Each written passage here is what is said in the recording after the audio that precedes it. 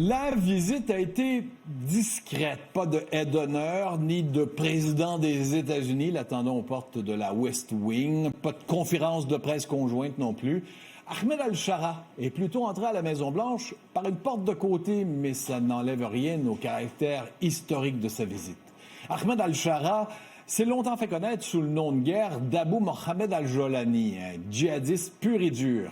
Il est allé combattre d'ailleurs les Américains du temps où ils occupaient l'Irak, puis s'est déplacé en Syrie pour fonder Hayat Tahrir al-Sham, un groupe islamiste avec des racines au sein d'Al-Qaïda. Vous voyez un peu l'homme. Pour vous donner encore un peu plus l'idée, là, depuis 2017 et jusqu'à décembre dernier, le FBI offrait une récompense de 10 millions de dollars pour toute information menant à son arrestation. Et ce n'est que vendredi, d'ailleurs, que Washington a retiré le dirigeant syrien de la liste noire des terroristes. Parce que ce qui fait la force maintenant d'Ahmed al-Shara, c'est qu'il y a 11 mois, il forçait à l'exil, il poussait à l'exil le dictateur syrien Bachar al-Assad, mettant fin à 53 ans de règne répressif de la famille Assad en Syrie. Et six semaines environ après la libération du pays, les factions qui avaient renversé Assad ont proclamé Ahmed al-Shara nouveau président. Il part donc de loin, mais interrogé à son sujet après sa visite dans le bureau ovale, le président Trump s'est montré, vous allez l'entendre, très admiratif à son égard. He's a very strong leader. He comes from a very tough place, and he's a tough guy. I liked him. I get along with him. The new president of Syria.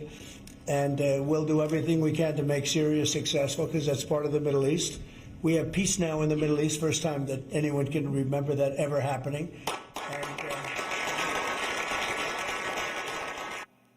Vous entendez les applaudissements. La Maison-Blanche tient effectivement à faire jouer à la Syrie, redevenue fréquentable, un rôle dans le Moyen-Orient apaisé auquel rêve le président Trump.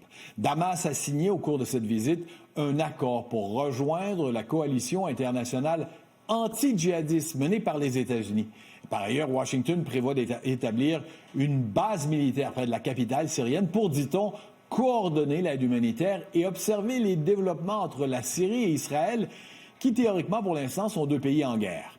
Le département d'État, là, ici à Washington aussi, a annoncé à l'occasion de cette visite historique une nouvelle pause des sanctions américaines d'une loi, une loi qui faisait en sorte qu'on ne pouvait pas faire de commerce pour ce qui est des autorités syriennes et surtout pas en dollars américains.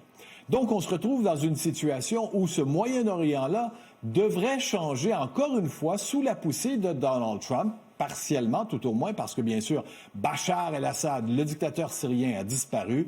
Donald Trump qui rêve d'un, je vous le disais, Moyen-Orient apaisé, et dans ce sens-là, Ahmed al-Shara pourrait avoir sa place en aidant, en contribuant à justement calmer la région qui a traversé tant d'épreuves au cours des dernières décennies.